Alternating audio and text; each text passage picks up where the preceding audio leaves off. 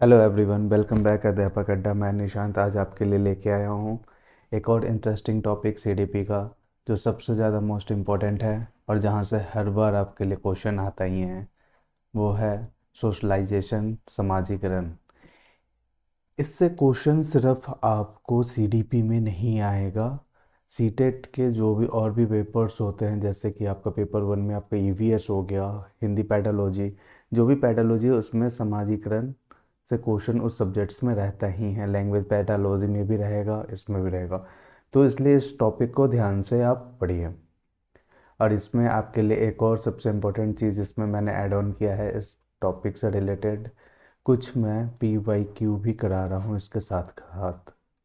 ठीक है,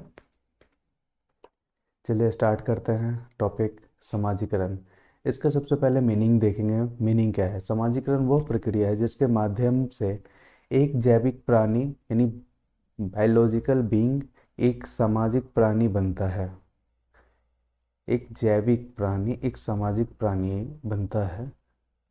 सरल शब्दों में समाज के नियम, मूल्य, विश्वास और संस्कृति को सीखने की प्रक्रिया ही समाजीकरण कहलाती है। कहने का मतलब कि आप जिस सोसाइटी में रहते हैं उसका एक वे होता है जीने का, यानी रहने का एक तरीका होता है, उसमें आप ढल जाते हैं, उसी को समाजीकरण कहते हैं। ठीक है, ये ह्यूमन बीइंग है और ये एनिमल है। इन दोनों का अपना एक पैटर्न है रहने का, इनका भी अपना एक पैटर्न है। जो उनके जो बच्चे हैं वो उस पैटर्न में जाते हैं, तो वो उस तरीके से सोशलाइज होते हैं। ह्यूमन बीइंग के बच्चे ऐसे रहते हैं, ह्यूमन के बीइंग के बच्चे ऐसे सोशलाइज होते हैं। चलिए इसको समझने के लिए आगे और बढ़ते हैं। समाजीकरण के प्रकार या टाइप्स जो भी आप कह सकते हैं, इसको सीटेट के नज़रिए से देखा जाता है। इसमें दो टाइप्स सीटेट के नज़रिए से देखा जाता है। पहला जो होता है प्राथमिक प्राथमिक समाजीकरण। इसमें बच्चे का जीवन के शुरुआती वर्ष होते हैं। ठीक है, इसमें मुख्य माध्यम जो होता है वो परिवार यानी फैमिली होता है। यहाँ बच्चे अपनी पहचान बनाना और बुनियादी व्यवहार सीखते हैं। प्राइमरी समाजीकरण में क्या होता है? बच्चा का जो स्टार्टिंग फेज होता है उसको प्राइमरी समाजीकरण कहते हैं। इसमें यानी सबसे पहले जो फैमिली है वही उसका मेन जो उनके कर्ता धर्ता है और उन्हीं से सब कुछ सीखते हैं, वो है परिवार। द्वितीय है गैर समाजीकरण। ठीक है, यह तब होता है जब बच्चा घर से बाहर की दुनिया में कदम रखता है। इसके मुख्य माध्यम है वो है, पहला तो आपका हो गया स्कूल, मीडिया, पड़ोसी हो गया और पीयर्स हो गया। ठीक है, जो फर्स्ट हो गया वो आपकी फैमिली हुई। सेकेंडरी में जो होगा, जैसे ही बच्चा बड़ा होता है और घर से बाहर आता है तो सबसे पहला काम क्या करता है? वो स्कूल जाने लगता है। दूसरा, मीडिया के संपर्क में आ जाता है। मीडिया या ना, आज के डेट में बात करें तो मोबाइल फ़ोन हो गया और टीवी हो गया, ये भी मीडिया के सारे सोर्स हैं। ठीक है, आस पड़ोस में जाने लगता है, उनकी यारी दोस्ती होने लगती है। ये सारे सेकेंडरी में आएंगे। इसकी मुख्य एजेंसियाँ कौन कौन सी है?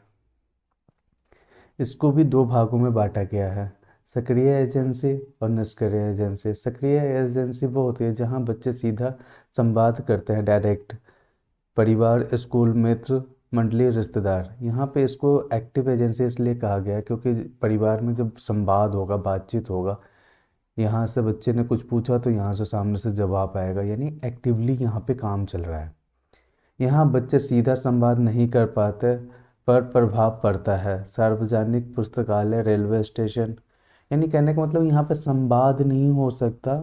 जैसे कि पुस्तकालय हो गया, यानी वहाँ पुस्तक रखी हुई है, बच्चा गया या मैं ही गया, मैंने उसे पढ़ा, मेरी उस राइटर से तो डायरेक्टली बात नहीं हुई, बट उसका जो थिंकिंग था उस टॉपिक के बारे में, उन्होंने उस चीज़ को उस बुक में उन्होंने रिप्रेजेंट किया अपनी थिंकिंग को। मैंने उस थिंकिंग को पढ़ा और मैं उससे प्रभावित हुआ, उससे इन्फ्लुएंस होऊंगा। तो कहीं ना कहीं प्रभाव तो डाला, बट वो एक्टिव नहीं रहा, इनएक्टिव रहा। अब इसमें सेकंड ऑप्शन देख लेते हैं, रेलवे स्टेशन। रेलवे स्टेशन कैसे? देखिए, यहाँ पे रेल है, मुझे यहाँ से यहाँ जाना है। ट्रैवल करने का ये हमें माध्यम मिला, हम इसका यूज़ कर रहे हैं, ये तो हमारा यूज़ नहीं कर रहा ना। ठीक है, चलिए आगे देखते हैं। सामाजिकरण के प्रभावित करने वाले प्रमुख कारक। पहला है आपका पालन पोषण। इसमें माता पिता का व्यवहार हो गया, ठीक है, सहयोग, समाज में दूसरों के साथ मिलजुल कर रहना, पुस्तकालय एवं दंड, सही काम पर तारीफ और गलत पर सुधार, अनुकरण, बड़े होकर देखकर सीखना। देखिए, पालन पोषण में सबसे पहला क्या चीज़, जब माता पिता व्यवहार करना सिखाते हैं, ठीक है, सहयोग यानी आप एक साथ मिलजुल कर रहना सीखते हैं, काम करना सीखते हैं। पुस्तकालय एवं दंड की बात करें तो यानी जब आप सही हैं तो सही तरीके से चलते हैं, और गलत है तो आपको सुधार करने की प्रक्रिया दी जाती है कि आप इस चीज़ में सुधार कीजिए। ठीक है, विभिन्न अवस्था में समाजीकरण। शैशवावस्था यानी जब बच्चा रहता है, बच्चा पूरी तरीके तरीके परिवार पर निर्भर रहता है। शैशवावस्था में जो बच्चा होता है वो पूरी तरीके से अपने माता पिता पर निर्भर रहता है, अपने परिवार पर निर्भर रहता है। बाल अवस्था में इसमें समाजीकरण की सबसे महत्वपूर्ण अवस्था मानी जाती है। यहाँ पे आप लिख लीजिए इसको, मोस्ट इम्पोर्टेंट है ये। बाल अवस्था क्या है, समाजीकरण की सबसे महत्वपूर्ण अवस्था हुई। ठीक है, सॉरी बाल नहीं, पूर्ण बाल अवस्था यानी अर्ली चाइल्डहुड। बच्चा भाषा सीखता है और व्यवहार दुनिया से जोड़ता है। यहाँ पे क्या है, बच्चा सबसे पहले अपना लैंग्वेज सीखता है और बाहरी दुनिया से अपने आप को जोड़ता है। ठीक है, किशोरावस्था है, इसमें मित्र का प्रभाव सबसे अधिक होता है। बच्चा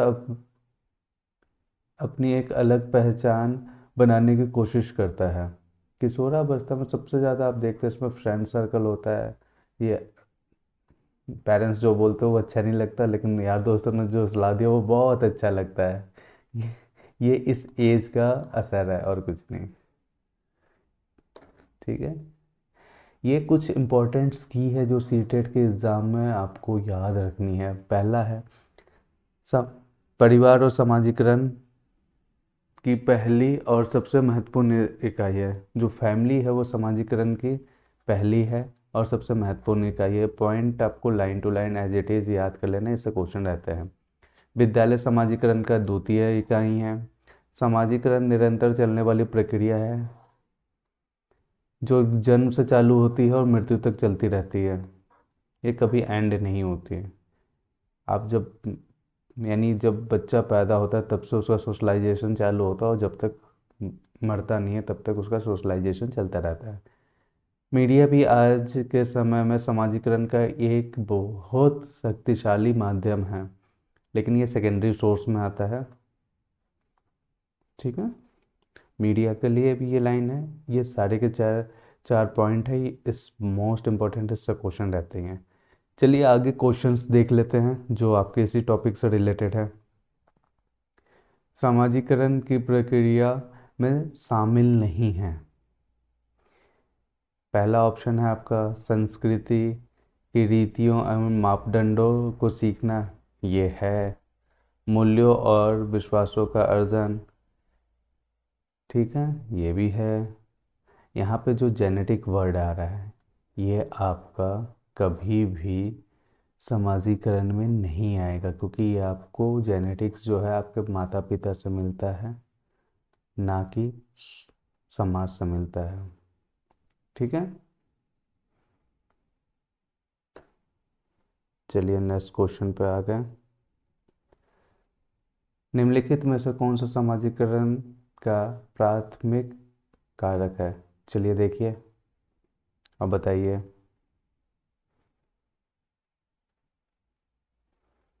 सरकार सेकेंडरी हो गया, मीडिया अभी मैंने बताया था सेकेंडरी, विद्यालय सेकेंडरी क्योंकि बच्चा सबसे पहले अपने परिवार में रहता है, सेकेंडरी वो विद्यालय जाना चालू करता है। तो यहाँ पे क्या पूछा है, प्राथमिक, तो क्या होगा, परिवार। विद्यालय समाजीकरण के संदर्भ में कौन सा कथन सही है? चलिए 1 मिनट आप देखिए, फिर इसको डिस्कस करते हैं।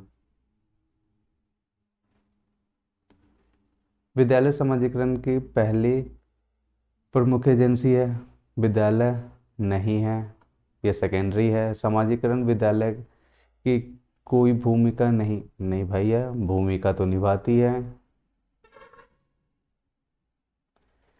विद्यालय समाजीकरण का एक महत्वपूर्ण द्वितीय कारक है, बिल्कुल सही है। इसका आंसर यही होगा। विद्यालय के केवल किशोरा अवस्था के समाजीकरण करता है, नहीं, बिल्कुल नहीं। ऑप्शन सी सही है। चलिए अगला क्वेश्चन देखते हैं। चलिए फिर इसको स्टार्ट करते हैं। निम्नलिखित में से कौन सा समाजीकरण के निष्क्रिय एजेंसी है? आपका पहला हो गया परिवार, दूसरा हो गया सामाजिक पुस्तकालय, इको क्लब, स्वास्थ्य क्लब। आपका यहाँ पे आएगा आंसर सामाजिक पुस्तकालय, पब्लिक लाइब्रेरी। पैसिव, यहाँ पे एक्टिव नहीं बोला है, पैसिव बोला है, निष्क्रिय यानी सेकेंडरी में आ जाएगा ये लोग। चलिए नेक्स्ट क्वेश्चन पे आते हैं। चलिए सॉल्व करते हैं। बच्चों के समाजीकरण के लिए सबसे संवेदनशील काल कौन सा है? जैसा कि अभी मैंने आपको पढ़ाया था, अर्ली चाइल्डहुड, प्रारंभिक बाल अवस्था, मध्य बाल अवस्था नहीं, प्रारंभिक। ठीक है, चलिए अगला क्वेश्चन देखते हैं। सॉल्व करने की कोशिश कीजिए। चलिए ठीक है, डिस्कस करते हैं। आज के समय में मीडिया बच्चों के समाजीकरण का एक महत्वपूर्ण माध्यम माना जाता है। निम्न में से कौन सा कथन सबसे उपयुक्त है? मीडिया केवल उत्पादों का विज्ञापन के लिए है? नहीं, बिल्कुल नहीं, ऐसी बात नहीं है।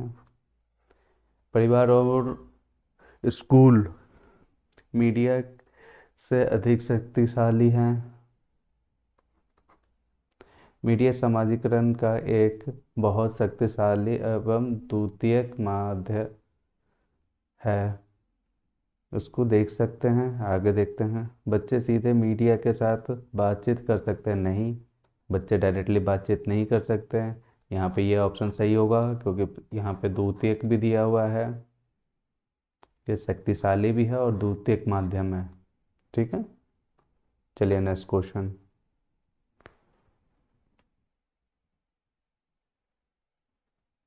चलिए फिर इसको स्टार्ट करते हैं। किशोरावस्था में समाजीकरण का सबसे प्रभावशाली कारक कौन सा है? पहला है पड़ोसी, नहीं। शिक्षक, ये भी नहीं होगा। अभिभावक, ये भी नहीं होगा। साथी, क्योंकि यहाँ पे किशोरावस्था की बात की जा रही है। किशोरावस्था में सबसे ज़्यादा महत्वपूर्ण कौन है? आपका साथी, पीयर ग्रुप। चलिए नेक्स्ट क्वेश्चन पे आते हैं।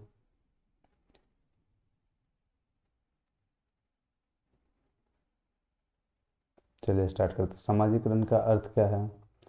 समाज में बड़े का सम्मान करना, नहीं।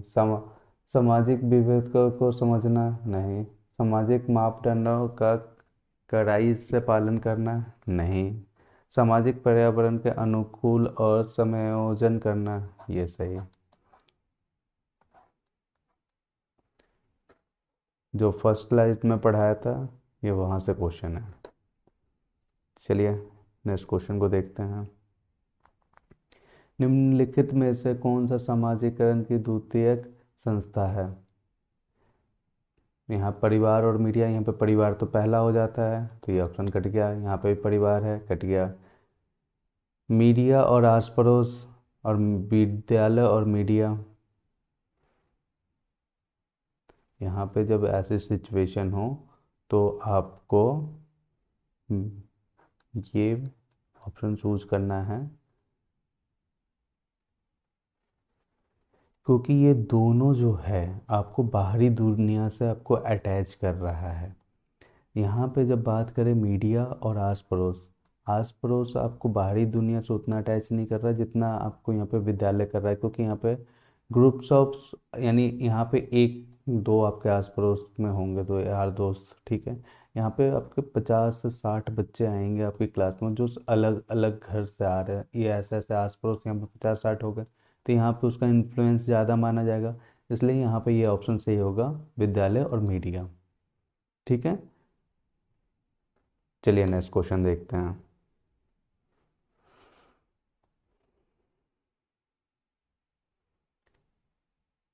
चलिए स्टार्ट करते हैं हम। बच्चों का साथ साथ खेलना सामाजिकरण के कैसे मदद करता है? पहला ऑप्शन देखते हैं, इसमें बच्चे का अनुशासन, नहीं अनुशासन तो बिल्कुल नहीं। ये सहयोग टीम वर्क, ये ऑप्शन हो सकता है, टीम वर्क और सामाजिक कौशल को सिखाता है। फिर भी आगे के ऑप्शन देखते हैं। इससे उनकी पढ़ाई में बाधा, नहीं भैया, पढ़ाई के लिए ज़रूरी है, ये ऑप्शन कट, बाधा आती है। यह केवल समय बिताने का साधन है, नहीं। यहाँ पे यही ऑप्शन सबसे सही है आपका, क्योंकि वो टीम वर्क सिखा रहा है, सामाजिक कौशल को सिखा रहा है। हमें सीडीपी में सबसे पहले एक इम्पॉर्टेंट चीज़ याद रखना है, हमें कभी भी निगेटिव आंसर को क्लिक नहीं करना है। हमारे जितने भी क्वेश्चंस होंगे ज़्यादातर आंसर पॉजिटिव वे में होंगे, क्योंकि यहाँ पे ये क्या कह रहा है, सामाजिक कौशल को सिखा रहा है, यानी पॉजिटिव बात कर रहा है। यहाँ पे समय बर्बाद कर रहा है, नहीं। पढ़ाई में बाधा, ये भी निगेटिव चीज़ है। यहाँ पे पॉजिटिव, हमेशा इस चीज़ को आपको ध्यान रखना है कि आपको यहाँ पे पॉजिटिव चीज़ को लेके चलना है, निगेटिव को नहीं। Please subscribe. और ये टॉपिक आज आपका यहीं पे ख़त्म हुआ। आने वाले टाइम में मैराथन क्लास जो होगी आपकी चैप्टर बाय चैप्टर क्वेश्चंस की होगी, जो लास्ट 10 ईयर्स में कितने क्वेश्चन आए हैं उनकी। और प्लीज़ इस चैनल को शेयर कीजिए। आपको हर एक टॉपिक का डिटेल वीडियो धीरे धीरे इस पर जल्दी ही आपके लिए अपलोड कर दी जाएगी। Thank you for watching.